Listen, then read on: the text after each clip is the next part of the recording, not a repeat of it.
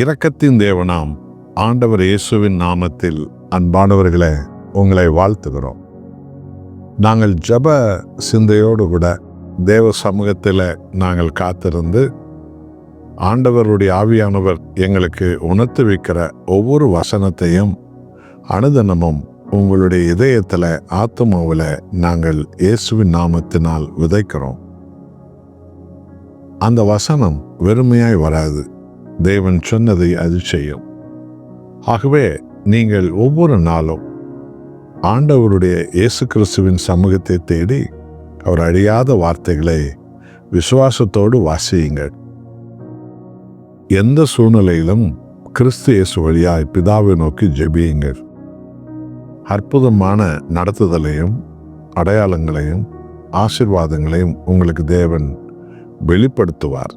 இப்படித்தான் இதுவரைக்கும் பல லட்சக்கணக்கான தேவ ஜனங்களை இந்த ஊழியத்தின் வழியாக தேவன் தொட்டுக்கொண்டே வருகிறார்.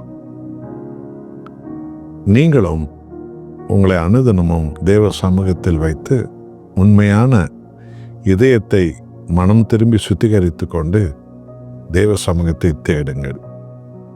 யோவான் 2ஆம் அதிகாரத்தில் 24வது வசனம் மிக ஆழமான ஒரு சத்தியத்தை பரிசுத்தாவியானவர் நமக்கு போதிக்கிறார்.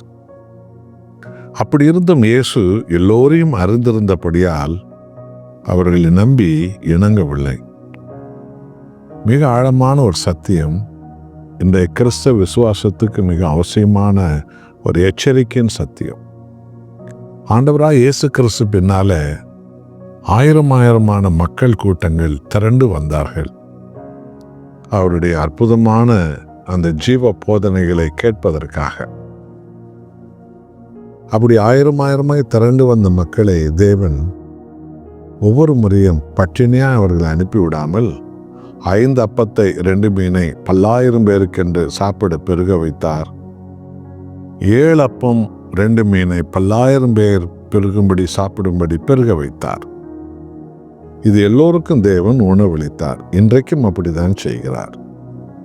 ஆனால் நூற்றுக்கணக்கான வியாதிக்காரர்கள், நூற்றுக்கணக்கான பிசாசு பிடித்தவர்கள், நூற்றுக்கணக்கான குருடர்கள், முடவர்கள் ஆண்டவராகிய இயேசுவை தேடி இந்த கூட்டத்தில் வந்தார்கள். அதில் ஒவ்வொருடைய இதயத்தினுடைய வாஞ்சியை தேவன் பார்த்தார். அவர்கள் இதயத்தினுடைய அந்த பற்றுதலை பார்த்தார். அவர்கள் இதயத்தில் அவர்கள் பாவத்தை வெறுத்து ஆண்டவர் இயேசுவை முழுமனதோடு தேடுவதை அவர் பார்த்தார். அதனுடைய விளைவு, அப்படி இயேசுவை முழு இதயத்தோடு தேடி வந்த குருடன் கண்கள் திறக்கப்பட்டது. குஷ்டரோகி சுகமாக்கப்பட்டான். பிசாசுகள் ஓடியது. முடவன் நடக்கப்பட்டான். ஏன் இறந்தவனும் எழுப்பப்பட்டான். அவர் எல்லோரையும் அறிந்திருந்தபடியால் எல்லாரும் சொல்லுவதை அவர் செய்யவில்லையாம். இந்த சத்தியத்தை நீங்கள் உணர்வீர்களா? அவர் நம்மை அறிந்தவர் என்றால் அவர் நம்மை உண்டாக்கியவர். 33ஆம் சங்கீதத்தில் 15வது வசனத்தை பாருங்க. அவர் நம்மை உண்டாக்கி நம் இதயங்களை அவர் ஆராய்ந்திருக்கிறார் என்று சொல்கிறார். இதுதான் இன்றைக்கு விசுவாசிகள் அறிந்து கொள்ள வேண்டும். நம்முடைய இதயத்தில் 1000 விண்ணப்பங்கள் இருக்கலாம். ஆனால் நம்முடைய இதயத்தில் ஆண்டவர் இயேசுவுக்கு எந்த இடத்தை கொடுத்திருக்கிறோம் என்பதை தேவன் பார்த்து கொண்டுதான் இருக்கிறார்.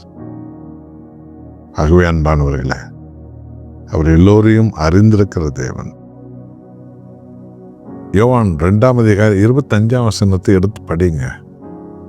மனுஷன் உள்ளத்தில் இருப்பதை அவர் அறிந்திருக்கிறபடியால் ஒரு மனுஷனை பற்றி அவர் யாரும் சொல்ல வேண்டியதில்லை என்று பைபிள் சொல்லுகிறது.